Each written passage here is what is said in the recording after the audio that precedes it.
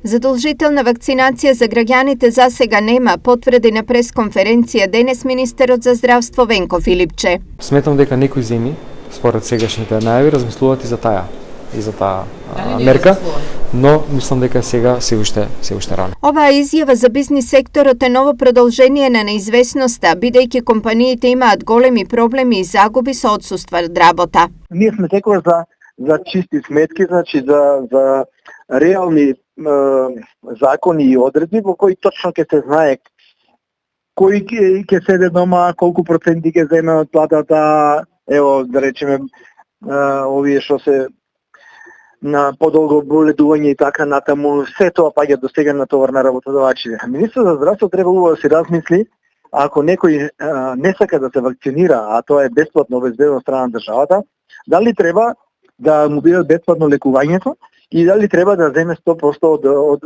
просекот за боледување. Аналогно, вакцината засега незадолжително останува и за здравствените работници и за јавната администрација. Засега нема да се спроведува.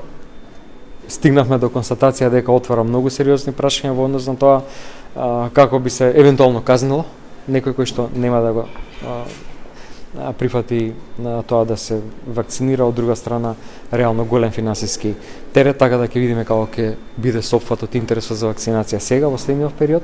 Во однос на агитацијата на матичните лекари за вакцинирање, Филипче појасни дека тоа е дел од нивната работа, но и дека во поедини делови од државата тие веќе ја постигнале целта од 70% вакцинирани пациенти.